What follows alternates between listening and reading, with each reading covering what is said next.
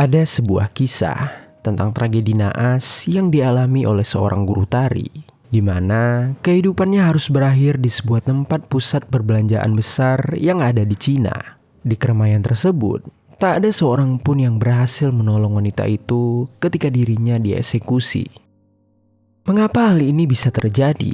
Dan apa motif dari pelaku melakukan tindakan tersebut? Jadi, beginilah kisah di baliknya.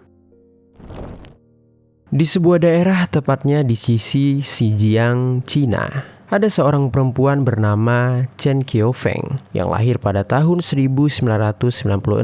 Sehingga ketika kisah ini terjadi, Qiufeng telah berusia 22 tahun.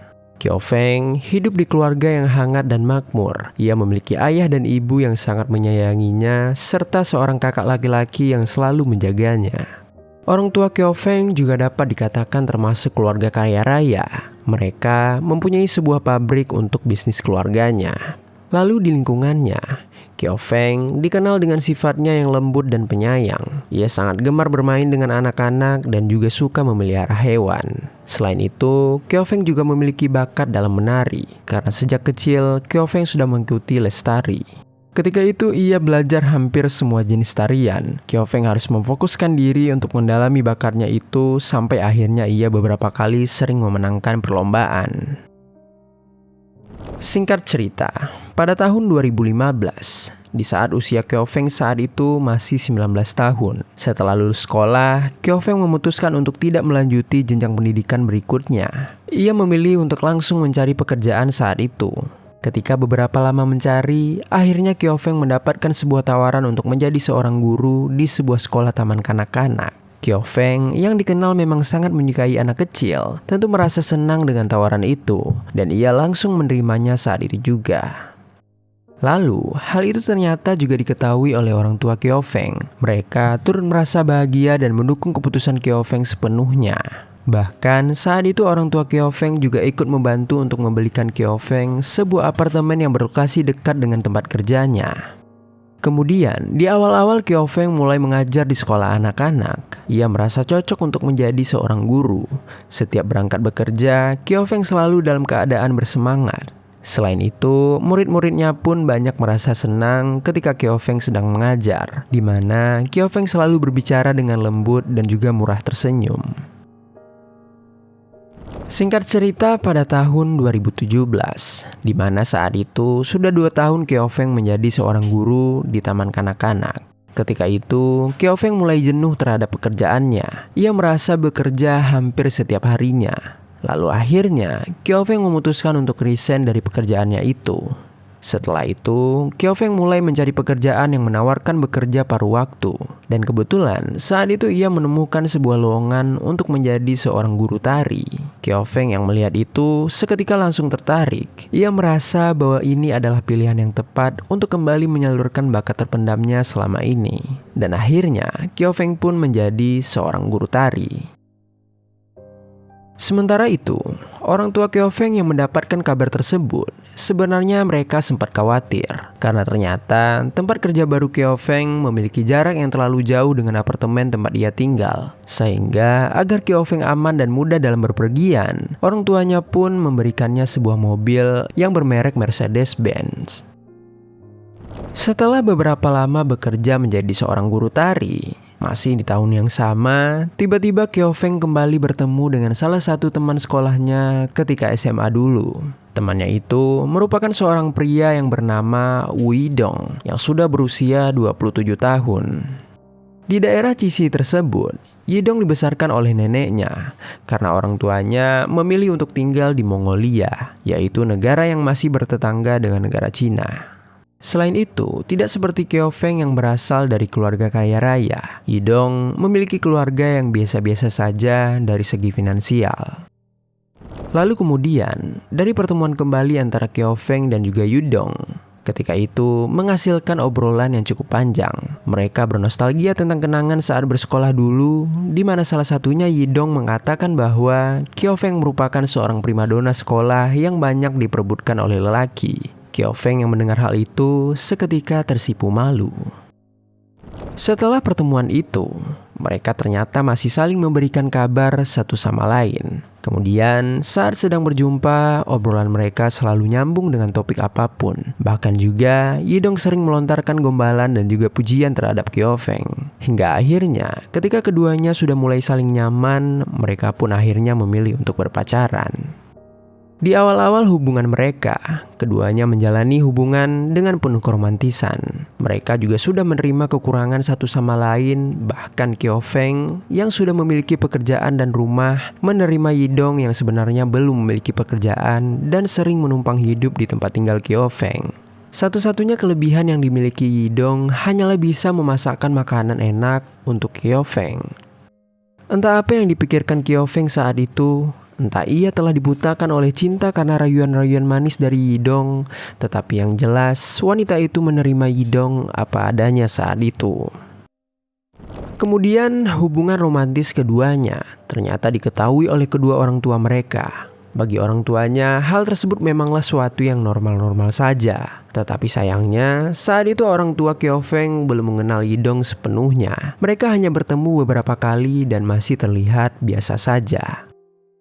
Lalu pada Agustus 2017, tepatnya pagi hari, ibu dari Kyo-feng pergi mengunjungi apartemen milik putrinya. Hari itu, ia berniat untuk membantu membersihkan apartemen tersebut karena mengingat Kyo-feng yang pasti sedang sibuk pergi bekerja.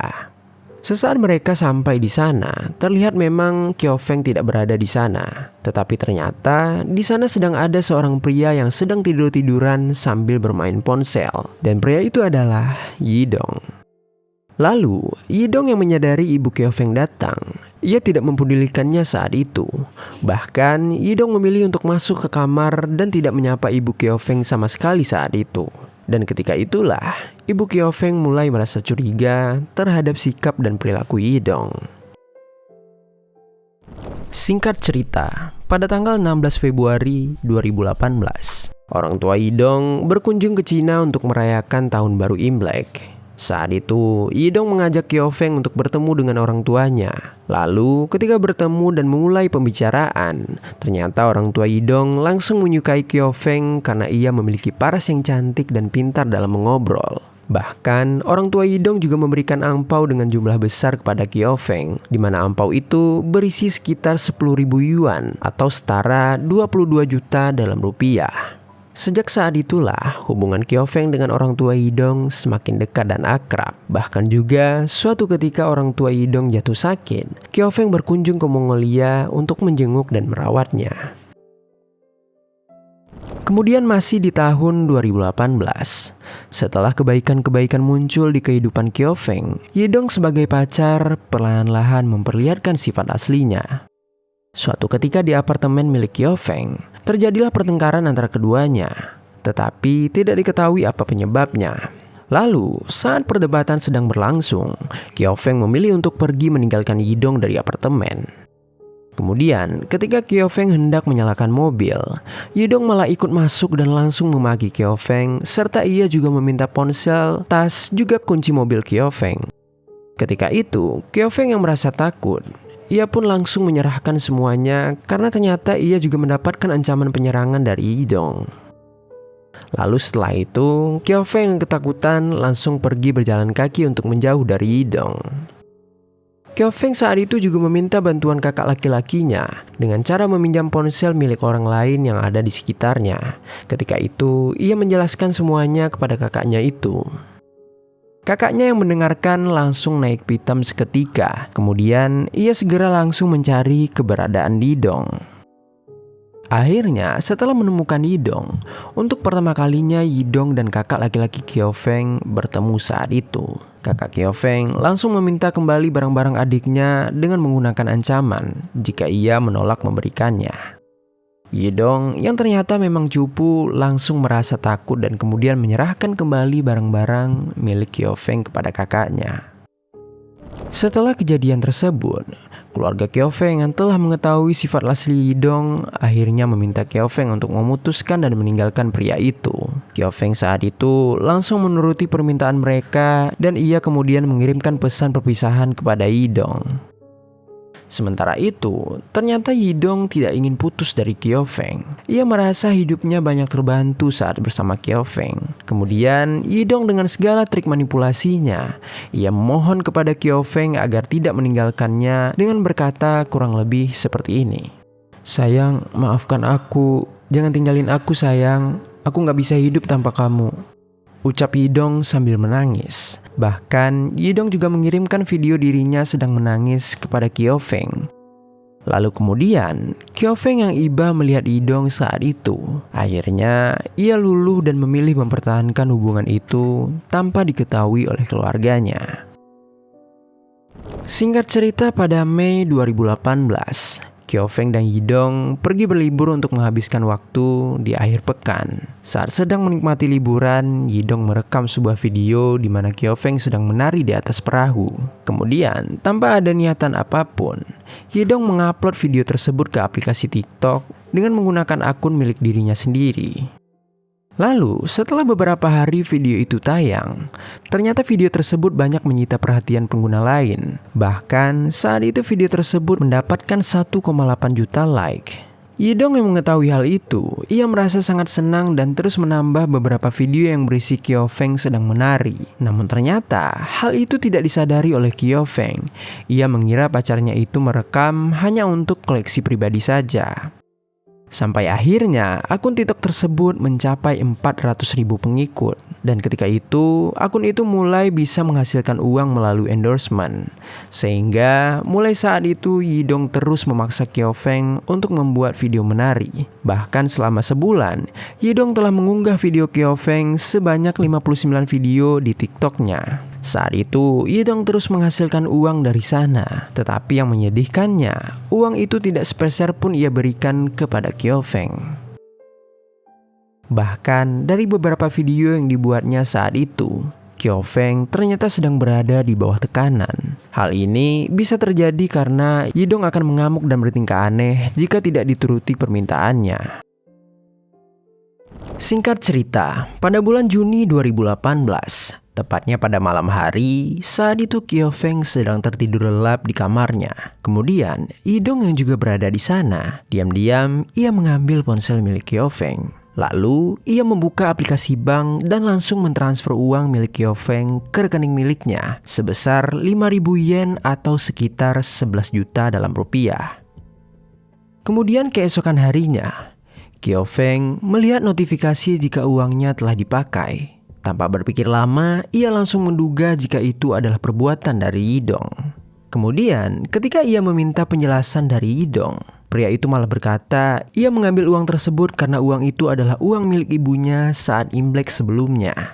Jadi menurutnya, dirinya berhak untuk menikmati uang itu juga. Kyo-feng yang mendengar itu sontak langsung kaget dan tidak menyangka. Hari itu juga, Kyo-feng langsung memutuskan hubungan dengan Yidong dan mengusir pria itu dari tempat tinggalnya. Saat itu, Yidong sempat menolak, tetapi Kyo-feng mengancam akan melaporkan kepada kakak laki-lakinya jika Yidong menolak untuk pergi. Kemudian, Yidong pun keluar dari apartemen itu. Sebelum pergi, ia sempat mendang-dang pintu apartemen sampai pintu itu rusak. Setelah itu, akhirnya Kyo-feng kemudian menceritakan kejadian itu kepada keluarganya. Kemudian keluarganya langsung membawa Kyo-feng untuk pulang ke rumah mereka dan mereka juga berniat untuk menjual apartemen milik Kyo-feng tersebut. Hal itu mereka lakukan untuk melindungi Kyo-feng agar terhindar dari Yidong. Bahkan Kyo-feng saat itu juga mengubah halaman email dan juga nomor ponselnya.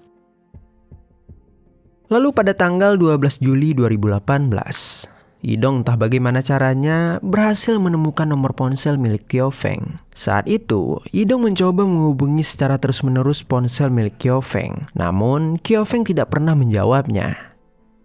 Setelah itu, beberapa saat kemudian ia mengirimkan sebuah video yang berisikan anjing peliharaan mereka berdua telah dieksekusi oleh Yidong. Dan di sana juga terdapat pesan yang mengatakan seperti ini. "Kalau kamu tidak mengangkat telepon dariku, aku akan mengeksekusi diriku sendiri." Kemudian Kyo-feng yang mendapatkan pesan itu, ia hanya merasa sedih melihat anjingnya. Tetapi ia tetap tak peduli lagi apa yang akan dilakukan oleh Yidong. Menurutnya, Yidong tak seberani itu untuk melakukan eksekusi diri. Kemudian hari-hari pun berlalu.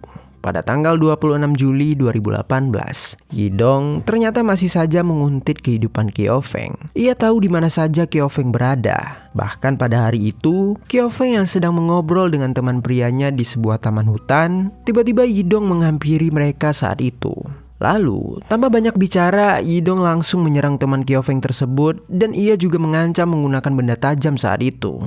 Kyo-feng yang melihat itu seketika panik dan berteriak. Kemudian, agar Yidong memberhentikan aksinya itu, Kyo-feng berinisiatif berpura-pura menghubungi pihak kepolisian saat itu. Di samping itu, melihat Kyo-feng seperti menghubungi pihak polisi, Yidong dengan wajah ketakutannya langsung kabur begitu saja. Sejak kejadian itu, kekhawatiran orang tua Kyo-feng semakin meningkat. Mereka sempat melaporkan kejadian ini kepada pihak kepolisian, tetapi penanganan polisi saat itu cukup lambat. Sehingga untuk menjaga keamanan Kyo-feng dari Yidong, akhirnya ibu Kyo-feng berinisiatif untuk selalu mengantar dan menjemput Kyo-feng ketika gadis itu pergi dan pulang bekerja. Mengetahui Kyo-feng yang selalu dijaga oleh keluarganya, Yidong tidak berhenti. Pria itu setiap harinya mengirim pesan-pesan ancaman kepada Kyo-feng secara terus-menerus. Singkat cerita, pada tanggal 1 Agustus 2018, pagi harinya Kyo-feng diantar oleh ibunya untuk pergi mengajar menari. Ketika sampai di lokasi, Kyo-feng berkata kepada ibunya kalau sepulang dari bekerja, dirinya akan pergi menonton bioskop bersama teman-temannya pada malam hari. Dan nanti dirinya juga akan diantar pulang oleh mereka. Sehingga ibunya tidak perlu menjemputnya di hari itu. Lalu beberapa jam berlalu. Waktu menunjukkan pukul 16:24. Tiba-tiba masuk sebuah pesan dari Yidong yang berisi ancaman seperti biasanya. Di sana tertulis kira-kira seperti ini. "Hidupmu selesai. Kamu benar-benar membuat saya marah. Ayo, tewas bersama." Kemudian di bawahnya terdapat pesan lainnya yang berisi seperti ini. "Kamu akan ke neraka. Jadi, tunggu saja." Lalu Kyo-feng yang mendapatkan pesan itu, ia menganggap pesan tersebut hanyalah sebuah kata-kata saja. Ia masih berpikir Yidong tidak berani melakukan hal mengerikan tersebut. Tetapi ternyata pada pukul 20:55, tepatnya malam hari, Kyo-feng mengendarai mobil bersama teman-temannya menuju sebuah mall atau pusat perbelanjaan. Lalu, sesampai mereka di tempat parkir, Kyo-feng tiba-tiba melihat Yidong berdiri dari kejauhan. Seketika, ia pun langsung panik saat itu.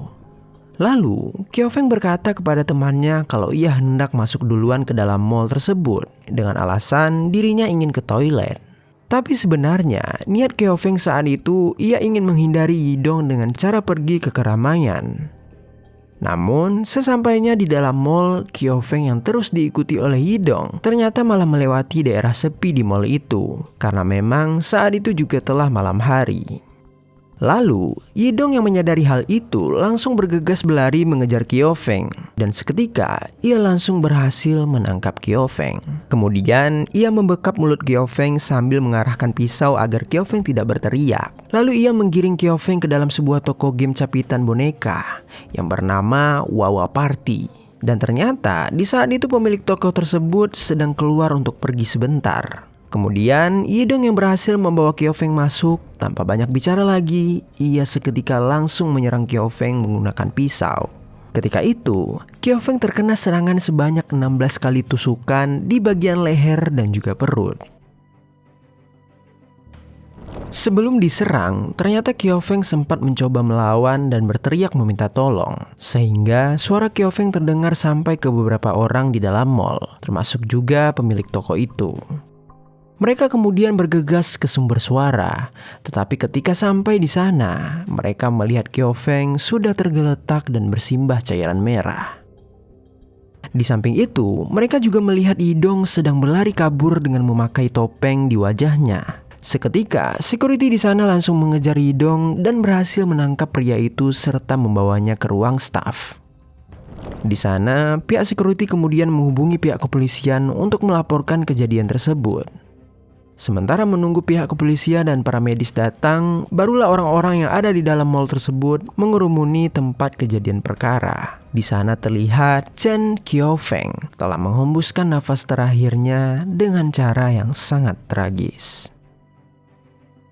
Beberapa saat kemudian, pihak kepolisian dan para medis pun tiba di mal tersebut. Saat itu, polisi langsung membawa Yidong untuk pergi ke kantor polisi yang ada di kota Chisi. Sementara jasad Kyo-feng juga ikut serta dievakuasi untuk dilakukan otopsi. Lalu teman-teman Kyo-feng yang pergi bersamanya pada malam itu juga merasa sangat terkejut dan histeris. Teman yang sebelumnya meminta izin untuk pergi ke toilet malah berakhir bersimbah cairan merah di atas ranjang beroda yang sedang dibawa oleh para medis. Kemudian dalam kepanikan tersebut, mereka langsung menghubungi pihak keluarga dari Kyo-feng.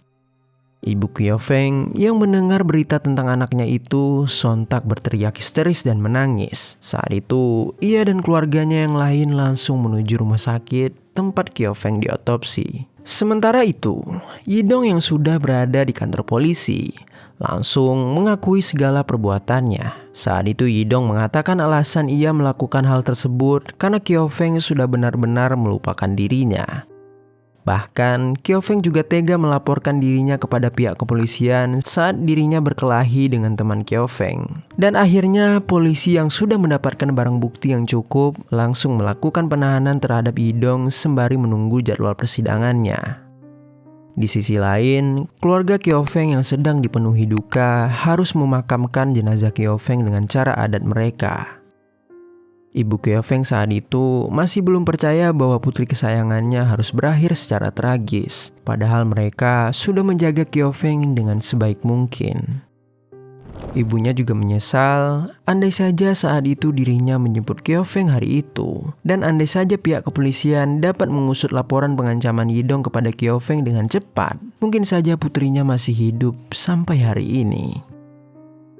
Kemudian, pada tanggal 3 April 2019, setelah beberapa kali sidang Yidong dilakukan, akhirnya di sidang terakhirnya, Yidong dikenakan pasal pengeksekusian berencana, dan ia dijatuhi hukuman eksekusi oleh pengadilan Cina.